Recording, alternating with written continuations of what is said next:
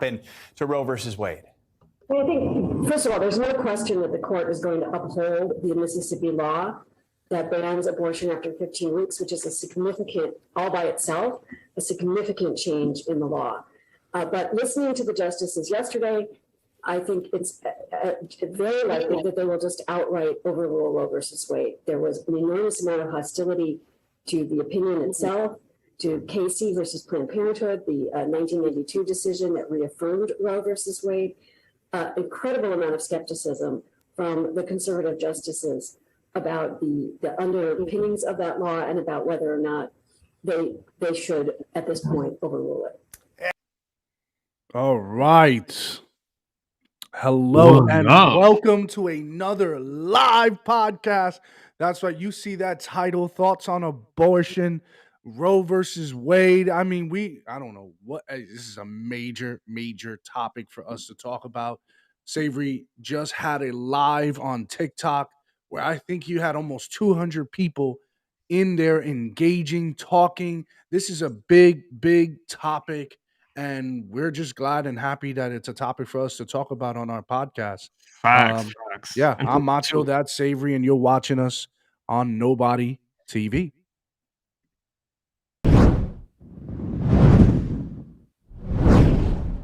Yeah, and just to add on that, there's so much, and I know I said this in the live, and I know we mentioned it yesterday. There's a lot to talk about with this, right?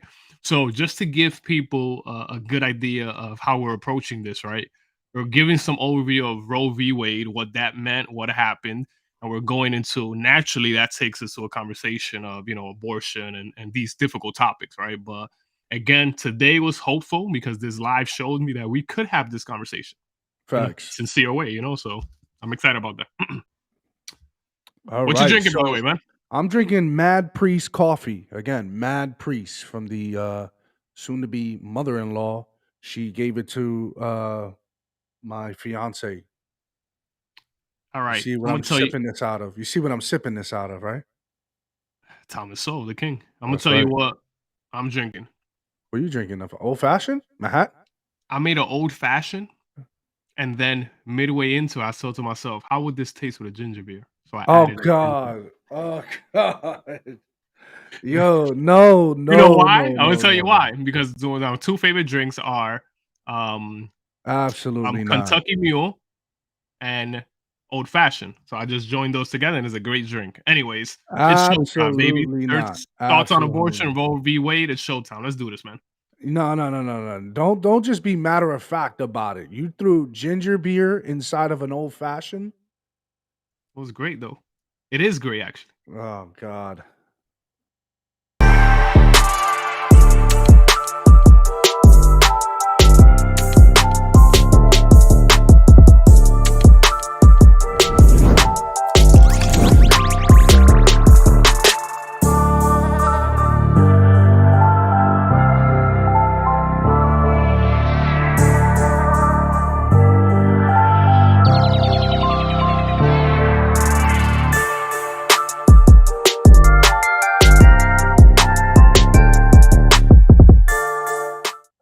All right. Now, let's just cover some of the bases here before we get into mind your business. What is Roe v. Wade? How can we simplify this?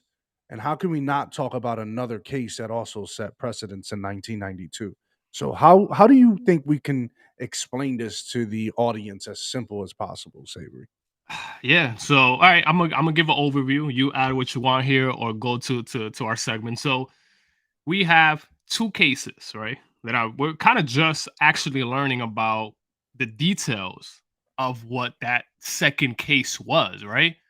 So we have Planned Parenthood versus Casey, right? Mm-hmm. That was a Mm-hmm. standard that was set in 1992 after Roe v. Wade, In right? 1973. In 1973, exactly. Yeah. So Roe v. Wade was the president, but they couldn't really. It was still controversial, right? Most people would get still controversial even after the Supreme Court ruled on it, right? Mm-hmm. And the reason was, and I'm gonna give you this quick overview here of why, right? Because this is something I've just learned, so I'm not gonna get too deep into it, but it was under something called strict scrutiny. What that means, right? And I'm going to read from here on the legal side. Strict scrutiny is the highest standard of review which court will use to evaluate constitutionally of governmental discrimination. The other two standards are intermediate scrutiny and rational basis. So it was the highest, right? Which means they were trying to get into the specifics of why this might be attached to your 14th Amendment right, right? Right. And Right. then the other layer of that, what happened? Let me get to what happened. The undue burden standard was established in Planned Parenthood versus Casey, right? Where the Supreme Court upheld Roe v. Wade, but rejected the trimester framework because the court determined that the trimester framework misconceived the nature of a pregnant person's interest. Right. So to explain it in even a simpler term, I'm gonna make an attempt here to explain the next 30 seconds is we had Roe v. Wade that was top of the line, big case that everybody was talking about. But again, they couldn't really come to this agreement because of the strict scrutiny. But after the Planned Parenthood case came out, they gave a little more life to it. And from what I'm understanding, it gave women even more rights over what they would say their own body. Yeah, I think in my words, I would just simply say simplify it to like this. Roe v. Wade is on the premise or on the basis, right, that it created a floor and that, you can't go below this floor, right? Mhm. So with Planned Parenthood versus Casey, it's saying, hey, let's not make this any harder than it actually is. Let's not put too much burden on a person or on, let's say, the state, for Yeah. example. Let's make this a little bit more easier, right? No overreach and no out of controlness. We're gonna keep this real simple. So that's what I look at with these pillars. And obviously now this has become a huge conversation now. And part, I think, is because people don't understand the precedents on Roe v. Wade, and people don't understand the case of Planned Parenthood versus Casey. They're making it much more than what it is, Yeah. and specifically to our Mind Your Business segment. And Macho, one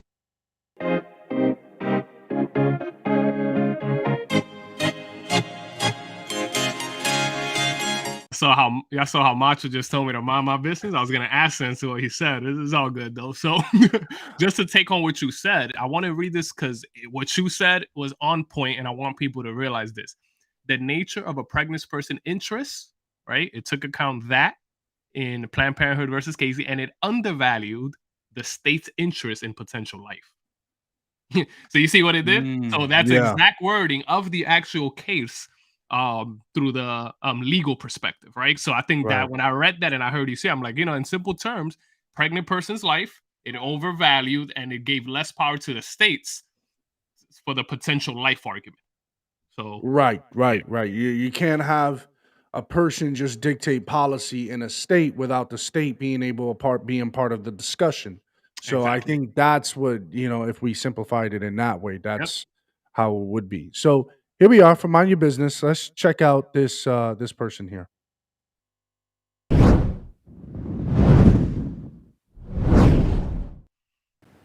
In my view, what we're really talking about, this fixation on abortion by opponents, those people who want to ban abortion, is all about controlling women. And women. All right. That was it. That was really what I wanted to Wait, what ask you else the she question says? on. Damn. All right, we'll go into more if you want. But she is this Catherine person is a lawyer who actually was in a part of the Planned Parenthood versus Casey case and was arguing about the undue burdens and all that whatnot and before the Supreme Court. She's saying that this fixation on abortion is about controlling women. Hmm. Do you agree with that or not? No, I don't agree with that, but I'm sure we can find cases where people are using that to control them. But I think both people have some kind of genuine perspective they're bringing to the table, right? You have the my body, my choice, but then the pro life gets a lot of criticism because it's easy to paint them like that. But is it possible? Is it a possibility that these people might actually think is a life? Pro life people actually think there's a life in there and they want to protect it. Is that too far fetched to think? It could be genuine people. Is it all of them? I don't know, but yeah, I I don't think could that's an say honest assessment. I don't think so either. I think it's like, wait, who's trying to control you? Yeah, And then we hear argument, another well, good question. Yeah. men shouldn't be making decision over women's reproductive. Who said men are making these decisions? Who said they're the ones voting for it? Who said they're the ones on the front lines of it? They just happen to be in the room when the discussion is coming up, in Mhm. my opinion, the way I see it. And they just happen to be the ones who are talking and the ones that have the cameras in front of their face. Who is trying to control women? If women are the ones pushing for this abortion bans, then are women trying to control other women? And if we're going to have that conversation, then if we're going to Supreme Court, are we allowing the government now to control us or deciding for us? Now, if we're having a conversation about control, Savory, I say now that opens to the door to more nefarious political Yeah. arguments, not a trade-off argument. This is becoming more of like, well, we need to solve this. No, this is not about solving. This is about coming to an agreement, and states should have a part of the discussion as well as the citizen, right? Mhm. That's what I'm saying. Yeah. Do you want to continue to see where she goes with that premise? Yeah, before we do the vote, let me play another few seconds. I'm curious. Women are unable to operate, to be equal participants in our society if we cannot control whether, when, and with whom we have children. We cannot exercise the fundamental human rights to make decisions about our bodies and our destinies. So, why am I so convinced that the Supreme Court is going to overrule Roe and Casey and take? So, you want to keep going with that? I wasn't so sure. No, but it's good. It's good. It's enough. No, There. no, I was just it's curious to see what she okay. was going to say. No, Yeah, we yeah. got. This is what she was saying. What is clearly a radical step. Now, interestingly enough, I learned everything I needed to know to be successful in the Supreme Court. Yeah, that's why it becomes good. more of a conversation thing. But here we go. Now it becomes like now a fundamental right. Now women don't have a choice to with whom or what or with their own bodies. Now it's becoming that. Now again, who gave that right to the government in the first place? Hmm. My argument would be that the Roe v. Wade gave that right to the government to make a decision. That earnest. If we understand, we're going to play the video of the legal standing on Roe v. Wade. where a woman, there's rumors that she may have made stuff up, or this was just made up affidavits to bring this to the Supreme Court, that the Supreme Court was just eager to take on a case like this to settle this once and for all. Mm-hmm. And justices have said stuff about this in light of, like, this is just a government overreach. Why are we doing this, right? Why are we having this discussion? Why can't states decide for themselves what they see fit to people? The state has to now oblige the constituency, meaning if the constituents don't like what the state is imposing, guess what? You can boot them with your vote. Yep. Right? So it's like, why are we here? Why are we having this conversation? Is this really about control? Is it about putting women in a box? Again, this is continuing a polarizing argument for politicians to continue arguing over. So, all in favor for Catherine to mind her business or not? Savory, what say you? Look, man, I'm gonna start with this. I think I'm at the point where I'm thinking the opposite of what people are saying to me, because everybody's telling somebody else to mind their business. If it involves human life, it's everyone's business, right? Yeah. If you believe it's not a life, it's still your business, because I want to hear what you're at. So I actually think in this case, I'm gonna throw it off a bit, maybe throw you off a bit, but I believe nobody should mind their business here. Why? Because it's a societal issue, right? This is how you create families. This is how you build a population. We have fetus, baby. I think we all should share their. If you don't want to be involved, cool, but don't tell somebody else because that person's a man or that person's not in that field. He's not a professional.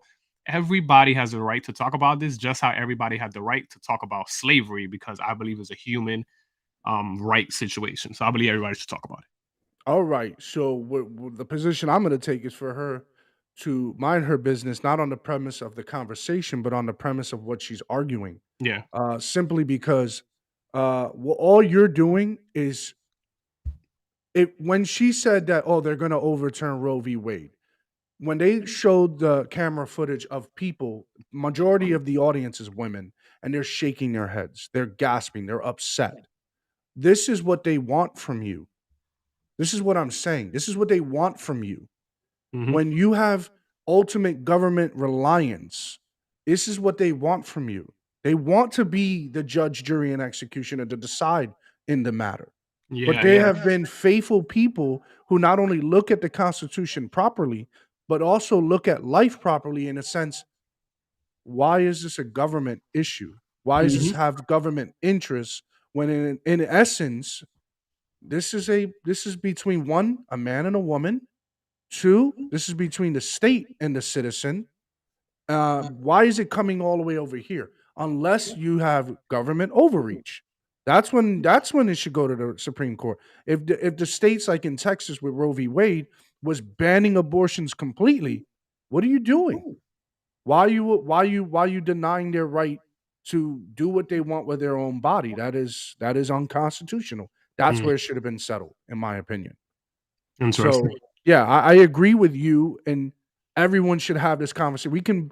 I could agree and disagree just on semantics. That's it. Yeah. But purely, I agree with you, but I'm gonna say mind her business only because this only exasperates an issue to get women upset about something that it's really not about. Yeah, yeah. That's what I'm saying. Yeah. Okay.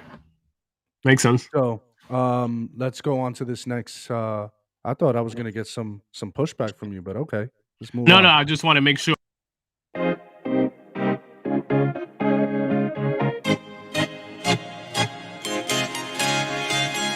I just want to make sure we're moving to the heat of it, you know? Oh, yeah. I did it again. My fault. I didn't mean to cut you You're off. good. there. No worries. But yeah, this is the Nobody versus the Experts segment. I found a really good video here on the legal history of Roe v. Wade, and I think it would give us some awesome insight. But it's long, but we're not gonna play it long. We're gonna roll through some of the timestamps in which I wrote in my notes here on this video here. So let's go ahead and roll that.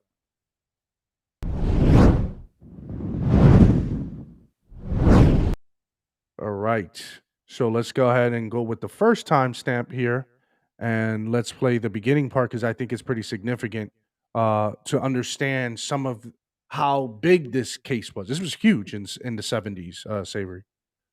There's nothing in the history, text of the Constitution, nor really of precedent that would support the decision. It took what was really a crime in most of the states in the United States, and in all at some point, and it turned it overnight into a constitutional right. That cannot help but be controversial.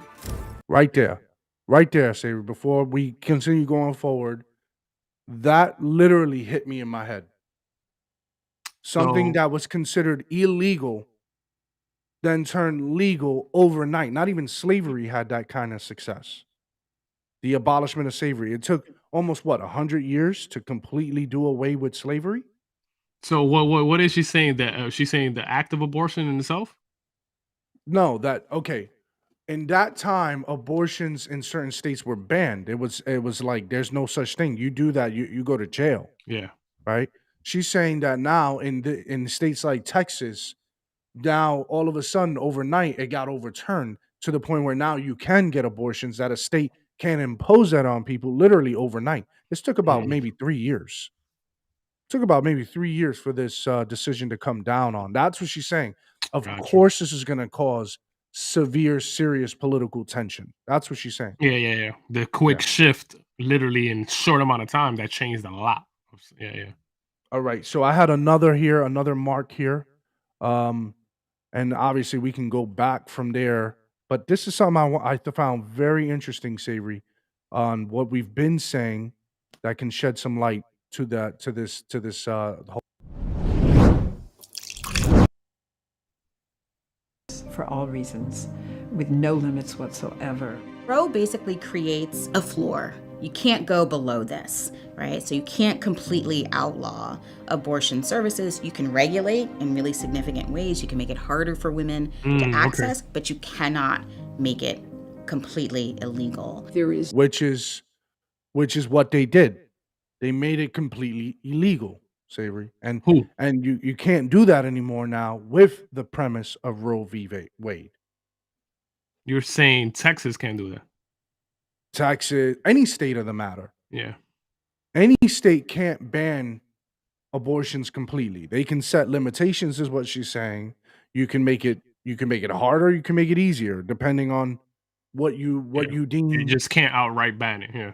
Yeah, it's all within your discretion. And I think I have, what was it that I had played here at a minute 30 mark, I think it was the beginning explanation just off the premise of why we got here, how we get here. So let's go back to that. And didn't want to have her baby, but Texas had perhaps the strictest, harshest anti-abortion law in the country. So even if you were a documented victim of rape or incest, you still were not allowed to have an abortion. It had the perfect state of facts, even though we now know they were a lie. They claimed that Norma McCorvey was raped. That was not the case, but it seemed to be the most sympathetic possible case. So Roe sues Texas. This is the beginning. This is where it started. March 1970. Yeah, this is great, Macho. Yeah. Yeah. So like you heard from these two lawyers here, you couldn't even get an abortion even if you were raped. You couldn't even get that. And then they're saying, and this is Roe. Her name was Norma McCorvey, but she went under the alias Jane Roe. So that's where we started out here. Let's continue rolling that. There was absolutely no evidentiary record from the trial court. The case had been disposed of on summary judgment. And so all you had were a limited number of affidavits. But as far as all of So this was very unique. I wanted to play this part too, Savory, because this is also very unique that they didn't have substantial evidence in the matter for the court to weigh. It was just, I guess, hearsay or affidavits of hearsay of like, hey, this is what we think, this is what we feel, this is what happened, and Of her case. Yeah. Let me read this as you continue. I think it's really relevant that I had here. So this is, a lot of people, it seems, are saying that might have been a lie. So it says right here that this is the claim that she wasn't raped. Jane Roe, whom we know as Norman McCorvey, right? Yeah, was just 21 years old, and she became pregnant for the third time and sought an abortion in the state of Texas. Texas law, however, this is what you're playing, stated that the woman could only undergo an abortion if the mother's life was at risk. So that was what the law was, right? McCorvey was put in contact with 2 lawyers, right? And then after that, fast forward, the lawyers knew that the case would never be finished in time for her to get an abortion. She ended up giving birth, placing the child for adoption. McCorvey not only admitted later that she lied about being raped, but she became pro-life and worked to end illegal abortion up to her death in 2017. What do you think about that? Wait. I just threw a wrench on you. I told you I came ready too. I told you. Wait. You You're think not you're allowed ready, to do but I this. also You're not came allowed ready. to do this. What are you doing? What are you doing? You can't just throw wrenches at me. I had to. We're gonna keep playing that, but look, just keep this in mind. Her lawyers knew she had to give birth. Boom, boom, and then it says McCorvey not only admitted later that she had lied about being raped, but she became pro-life and worked to end legal abortion up to her death in 2017. I should just rip up my notes right now. I should just throw everything out. Wow. Here. No, This is everything's ridiculous. relevant because you're still walking us through what happened. Unfortunately or unfortunately, depending how you see the situation, this is So the reality. person that started this mess became pro-life. This is what I'm trying. This is a if movie, you bro. learn anything about us, this is why we look at these things with such scrutiny. Because we're like, why'd you call us this damn mess in the first place? Who paid you? Who paid you to do this? Crazy. Because you guys are going to continue to hear the discrepancies that the court had physically. Supreme Court during the processes of it making to the Supreme Court, 2 Supreme Court justices died. So Richard Nixon had to now appoint 2 Supreme Court justices in a vacuum just so they can see this case. What was so significant about this topic? Yeah, I figure the people want to know that. I wanted to surprise you with that because I knew you were going to get to that You're not part. allowed to do yeah. that. Never again. Yeah. Never again. I'm talking to our legal advisor, and we're going to put it in an affidavit that you're not allowed to do that. Yeah, this is deep though. But yeah, keep playing that later. I know you're going to play a little more. I'm curious. All of the sort of questions that swirl around the public policy concerns, there was absolutely no evidentiary record. The case was put before a 3-judge panel of the Federal District Court in Dallas, and there was a unanimous decision to strike down the Texas law. I think the federal court in Texas was a little bit concerned about its own jurisdiction to issue a statewide injunction, and I think they assumed that the Texas legislature would realize that the law had become unavailable. But before that could lay out, the plaintiffs immediately took it to the Supreme Court. So before even allowing it to play out amongst themselves, there was strong government interest here, Savory. Is that fair to say? It seems like it. I know we're both like we knew like an overview of it, but as we learn more details now, specifics to the case, I'm actually going to read the entire Roe v. Wade case. That's going to be my goal this weekend. The entire legal. Oh, that's your document. weekend reading? Yeah. Oh, Just okay. curious. I'm gonna keep up with you. I'm gonna do But it yeah, too. I'm with you. By the way, to Yeah. answer your question, I think there was government interest because it's like Well, keep going. I'm probably gonna be reading about this case while I'm at my Christmas party on Saturday night too. By the way, because that's more important to me. You guys are more important to me. Let's check this out. The narrow question that the court accepted cert on was whether or not you could access federal courts to make a federal constitutional claim while being subjected to criminal prosecution. In other words, when a doctor had been accused of performing an illegal abortion, could they go into federal courts and claim, well, I had a federal constitutional right to provide these services? Hold to up, this pause woman? that. Roe was argued twice Yeah, before. go ahead. See, that's the way to put it. That's honesty, to be honest. It's difficult, but if that person goes into federal court, does he have a case, right? Or is he going to say it was just a fetus?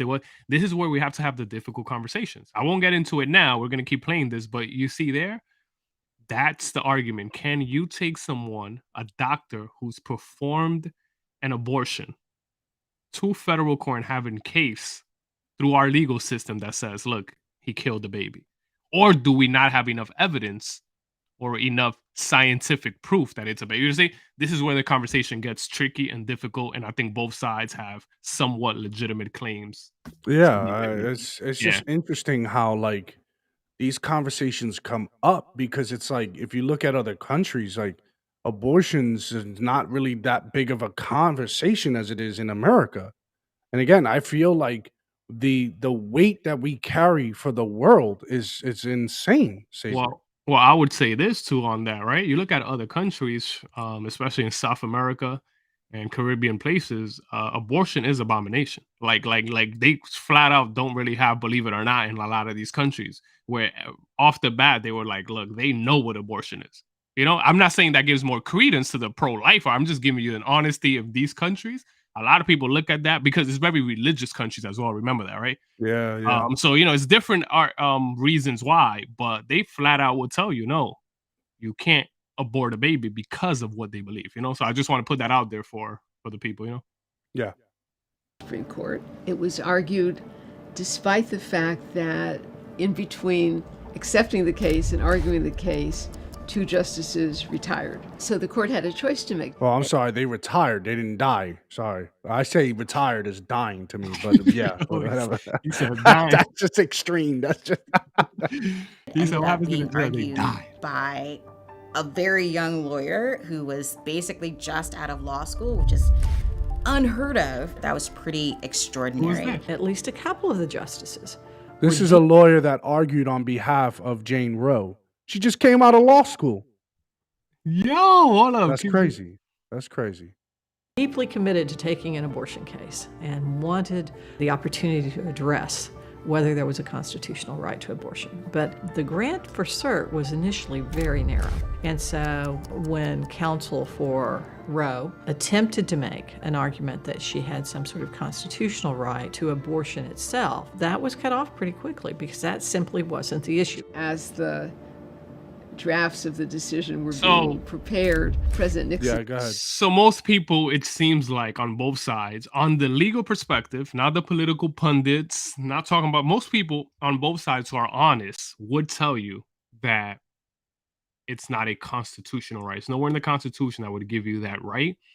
You can try to argue it creatively, being a good lawyer. That's just difficult to argue. And I realize honest people, even who are more pro-choice, they're taking different angles, right? Because it's hard to argue it under the Constitution. Would you agree with that? It is. It's extremely hard, but you can make some form of an argument for freedom of life, liberty, and property under the 14th Amendment. So this shouldn't have been a Supreme Court issue because there's already a baseline on life, liberty, and property. So should have been left up to the states and the constituency. It should have never made it to the Supreme Court. I think something happened, something of government interest, or they made it of government interest, or maybe the religious people had a large say on this being, or maybe overwhelming people in terms of burdening women or something like that. I'm not sure, but I don't know why this made it up to the Supreme Court, in all honesty. And yes, we would have to watch the entire documentary to see that. But I wanted to fast forward, Savory, because there's some other interesting claims that were made in this documentary, and here's another one of them. Whether or not to continue a pregnancy. I think the Roe decision has proven to be a deep wound in the body politic. The court took upon itself an issue that was being addressed throughout the country with vigorous advocacy on both sides and finding some success, for good or for ill, by the change of laws throughout the country. So this became a real strong strain on body politics here in America. This was really intense, right? It's fair to say that it's still very intense, right, Savory? Yeah. Very, very much intense. And to mention on the 14th Amendment, right, that you mentioned, this is why it's also difficult under the 14th Amendment because these are the 10 Supreme Court cases that are connected to the 14th Amendment, right? I won't go down all of them, but I pulled them up, right? And a lot of them have to do with Civil Rights Act, whites only when that was happening, and Brown versus Board of Education. It just feels like it doesn't fit, right? I'll say that from what I'm saying, because again, you could argue in one way the woman's body, but it's just difficult because you have the other counter argument, right? That's how the court system works. If you have a strong counter argument, it's not that yours is false, it's just harder to argue, right? Right? If there's a clear argument that murder is a manslaughter, is a type of murder, and then to argue the opposite, you can't just say, oh, not really. You could with abortion. You go, not really, because the time there's a lot of nuances that make it difficult, and I just think it's hard to connect it to the 14th Amendment, although they did, for the audience to know, in the Planned Parenthood case after Roe v. Wade. So yeah. Yeah, I mean, they said, look, we shouldn't look at this with strict scrutiny, but rather we should look at this with the whole undue burden clause. But Yeah. we'll get to that part in a second. But here's where something that I wanted to play, this last clip of that documentary. And if you have time, go ahead. It's not a waste of 20 minutes. It is a great documentary. Please watch it. Do yourselves a favor.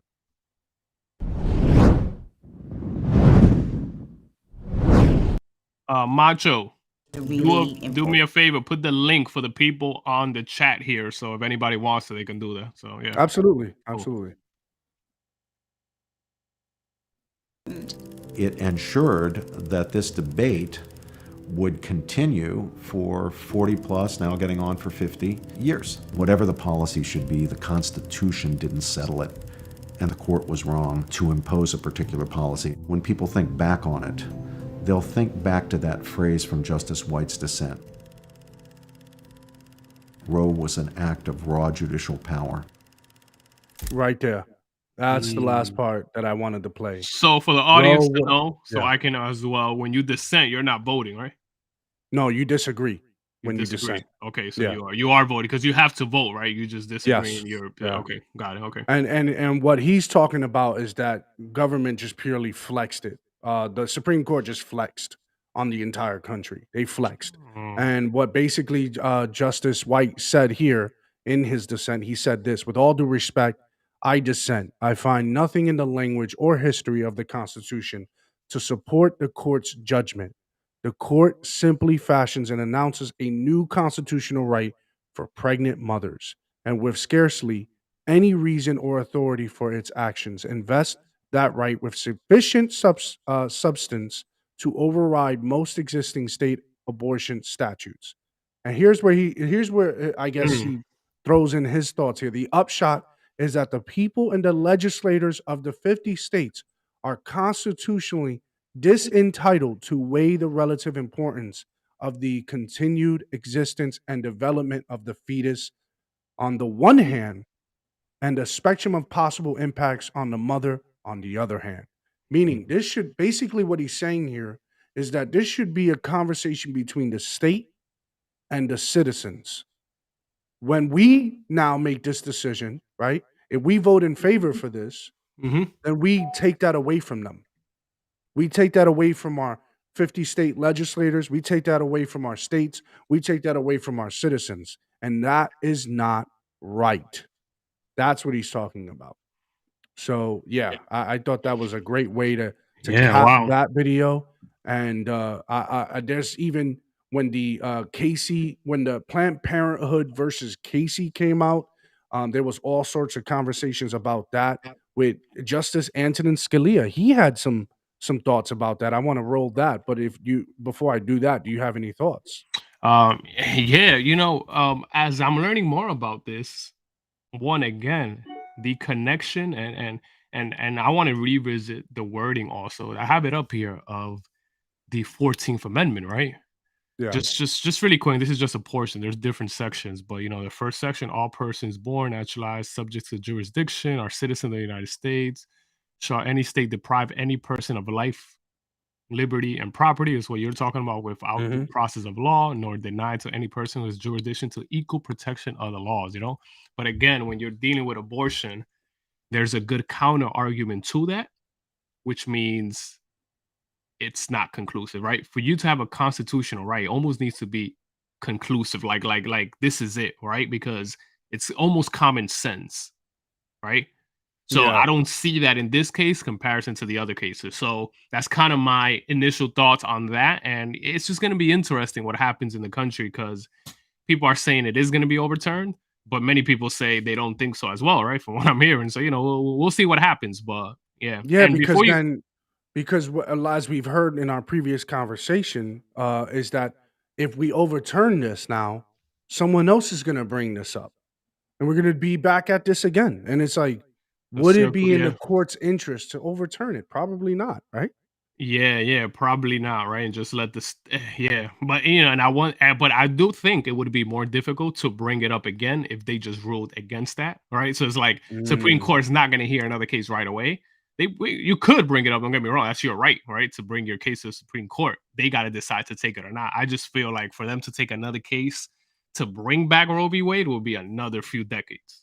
That's just the way it rolls, so that's going to be I want to play this last one, and then I want to talk to you just more personally, right? Cool. Share your personal thoughts on the matter of abortions, and I'll share my personal thoughts on the matter of abortions.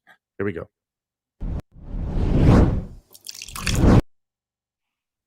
And here's Anthony Scalia on the Piers Morgan show, where they're sitting down talking about the Roe v. Wade discussion, and I think this was like in 2013 or something like that. He had some thoughts on it. This was after I don't know if it was a discussion then or whatnot, but this is what the Anthony Scalia had to say. To Roe v. Wade, because you, Justice Scalia, you had very strong opinions about this at the time. I know you do now. Why were you so violently opposed to it? Are we seeing it on this end here? Yeah, I see it. You see it? Okay, because on my end, for some reason, I can't see it. Oh, no, it's clear. I see it. I got it. Okay. I wouldn't say violently. I'm a peaceful man. I was going to say violently. You mean adamantly opposed. Adamantly.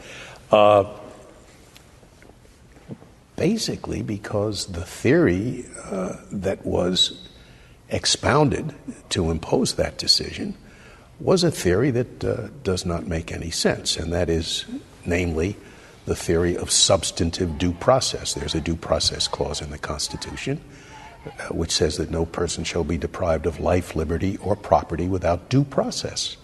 That is obviously a guarantee, not of life, not of liberty, not of property. You can be deprived of all of them, but not without due process. My court, in recent years, has invented what is called substantive due process by simply saying some liberties are so important that no process would suffice to take them away. And that was the theory used in Roe versus Wade, and it's a theory that is simply a lie. The world is divided into substance and procedure. So should abortion be illegal in your eyes? Should it be illegal? Yeah. I don't have public views on what should be illegal and what shouldn't. I have public views on what the Constitution prohibits and what it doesn't prohibit. But I mean, the Constitution, when they framed it, they didn't even allow women to have the right to vote. I mean, they gave women no right. And then he goes down this rabbit hole. Wait, I need to watch this. He goes down this rabbit hole. I knew Piers Morgan would go there. I was curious he composed himself. It's only 2 minutes. Rights. Oh, come on. No rights? Did they?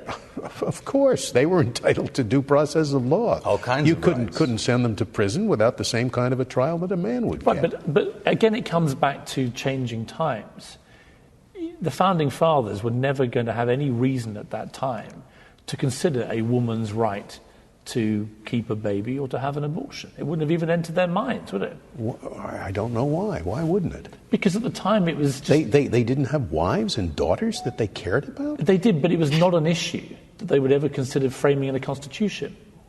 I don't but when know. Women... The only part of this is that, okay, we understand how egregious men have been treating women at times in history, right? But he brings up a great question. It's like, do you not think there were men out there that cared about their wives and their daughters? You don't think they cared about their rights? Like, we can't throw the baby out with the bathwater because they used to hang women in freaking Salem, New York. No, it's not that extreme across the board.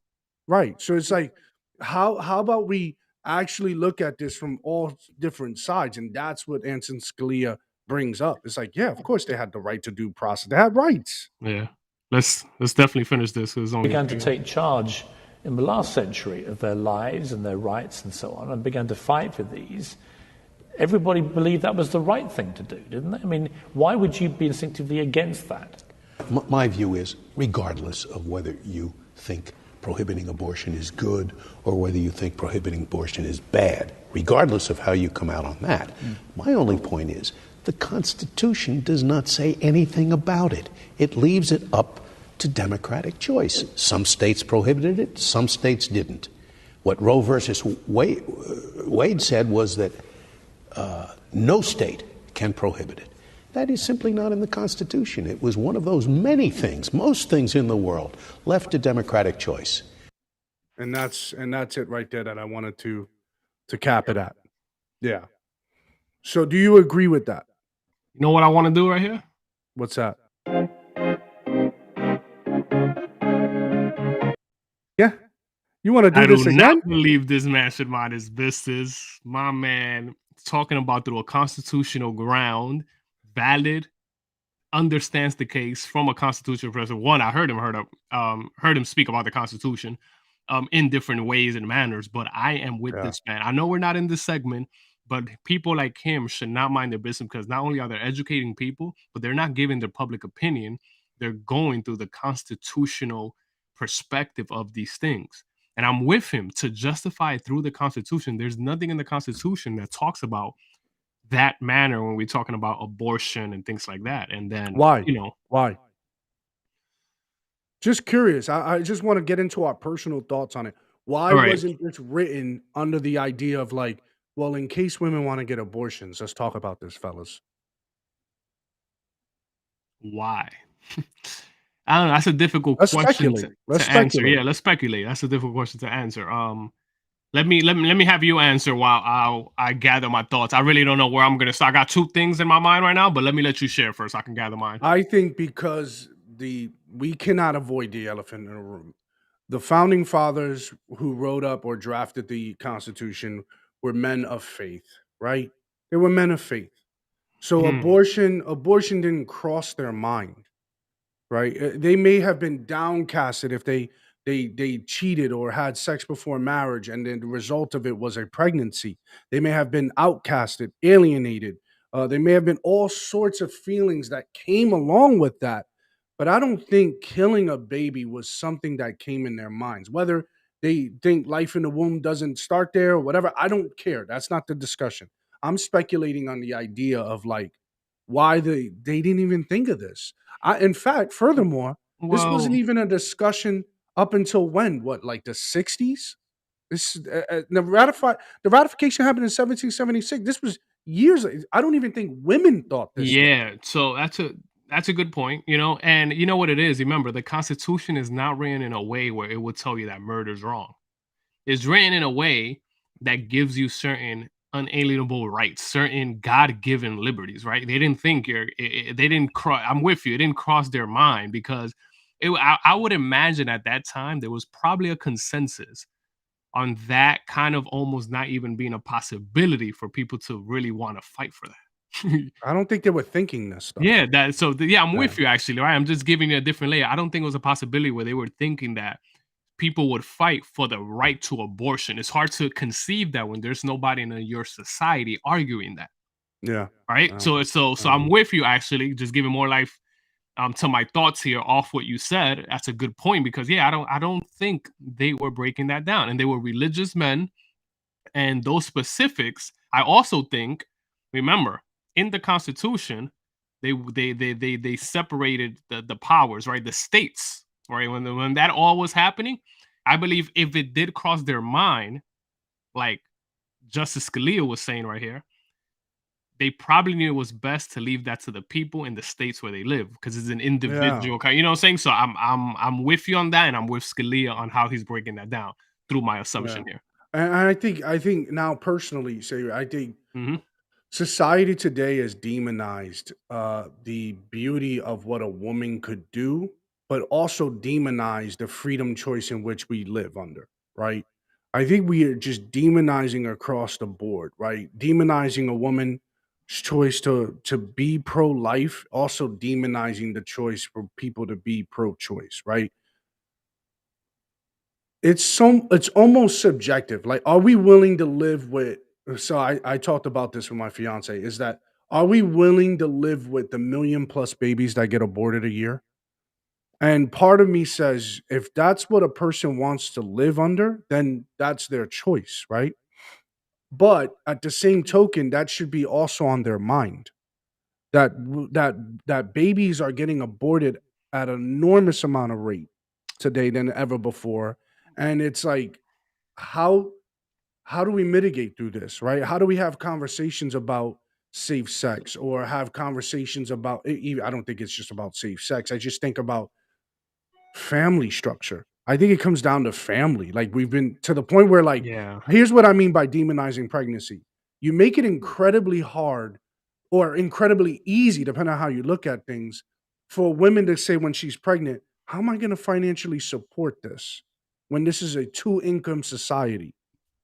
How am I going to be able to sustain myself and and help, or then now be a stay-at-home, or be a woman at work, or you put women in a position today that can't just think naturally in some regard. I just think that we burden ourselves by just avoiding the obvious of our natural premise. You know what I'm saying? Yeah. That's an interesting take, but I would disagree with this. Like, I think you have a very what's this called? I'm gonna use your own terminology on you. What's the Trade-off.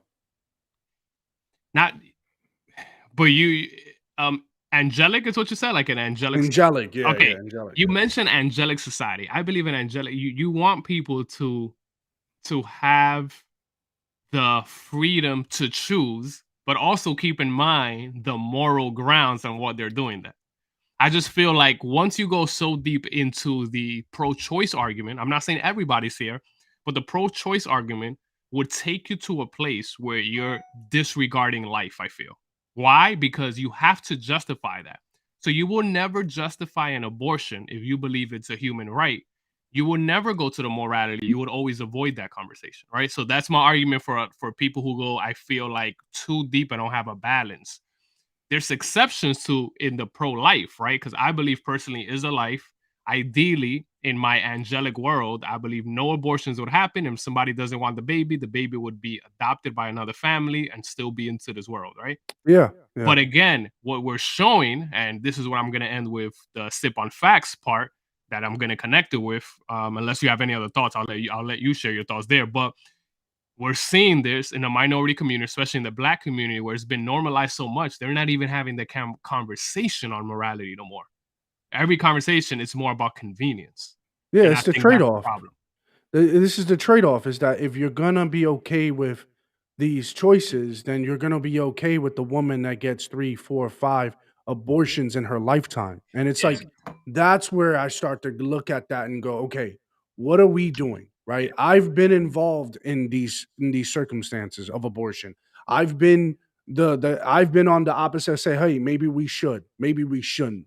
I've been on I've been on the other end of that conversation, and I'm just like, that is presented to me today out of pure convenience, right? Do I have the money to afford this child? Mhm. Do I want to be seen a certain way? If this ends, if this relationship ends right now, am I going to be now another statistic of, like, now a person who is raising a child from a distance, right? A nuclear family in this country it should be more of the conversation than talking about a byproduct of family. Yeah, for sure. But You know what I'm saying? but It's a again, secondary thing that's to me. yeah. The only thing is that's just not the case right now. But No. I feel like my argument is only this. The deeper we're going into that freedom conversation when it comes to abortion, the more we're going to dismiss the morality argument, because you're going to make it invalid. You're just going to tell Is it me really it's a about choice. morality, though, Xavier, is what I'm saying. Is it really about morality?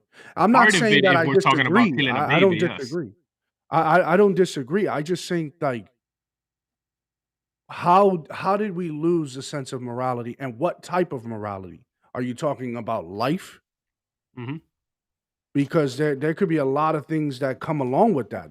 That conversation can now take us to many different directions as well. Yeah, I agree. Yeah, And but and I think it's a good idea for us. If we go into this conversation again to go more into that personal aspect, so people can yeah, hear us yeah. in that aspect. So that's good, man. But let me transition us, unless you got any other thoughts here. No. All right, cool.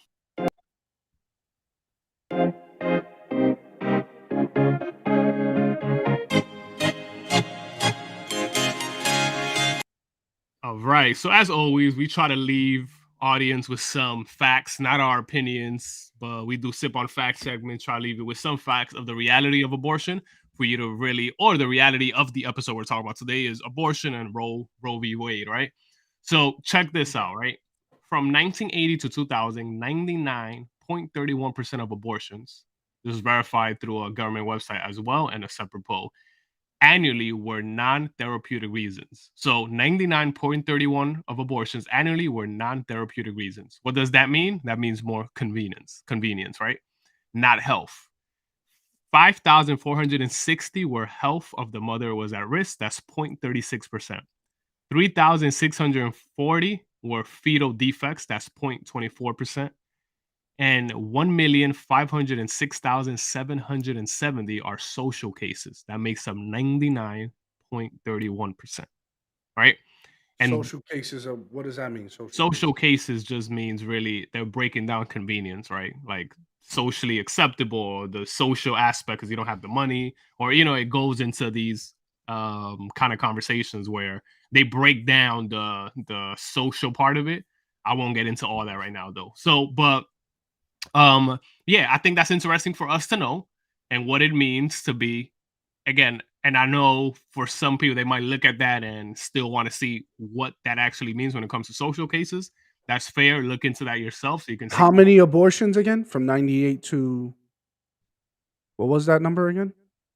1,506,770 abortions. Yeah, I'm not sure if that's that whole time span of what I'm saying, but yeah, 1.5 million, over 1.5 million. Yeah. And again, and another add-on to this is we had a year in New York City where more black babies, I think it was 2018, right? Don't hold me to that, but 2017 or 18, more babies were aborted than born. When I hear stuff like that, it just means it's been that was in 2019. 2019, right? Yeah. So it's been sold to you as a lie, or it's been sold to you as a convenience to think it's the same thing. Like, it is what it is. Everybody has their choice. I'm like, man, that's why I'm starting to push back a little more on that, because when people try to play that middle ground and it takes us too much in one direction, I think it's dangerous. But yeah, that's my thoughts there. Great stuff. Again, this is introductory. We're gonna dive into this more and more. Maybe see where it takes us. Especially if we have more of an audience as well, we would like to hear your thoughts on the matter. So if you watch this later, or if you're watching this now, please put your comments down in the comment section. Hit that like. Also share this so that we can get more of our community centered around this conversation. Yeah, go ahead, Savory. We have some captions here for the audience. Yeah, so quick for everybody joining us. This is where you can find us. You can follow us on Twitch, MachoFix88 Savory Edition. Same handles everywhere else, including Twitter, including TikTok. And on Instagram, you can type in Drinks of the Nobody. Will come up. Our Discord, which we're still got to get going and building that more. But if you're part of a Discord, join our Discord. And also YouTube channel, most importantly, subscribe, hit that like if you're here to hear some interesting, at times controversial conversations that will lead to some kind of unity, at least. They have to get had. They have to get had. So again, all right, until what day are we in? Thursday? We're in Thursday. All right, we're going to wrap up the week tomorrow. So tune in, lock in tomorrow at 6 p.m. Eastern Standard Time. And here at Drinks with a Nobody, we don't believe in any last calls. So keep the conversation going. Cheers.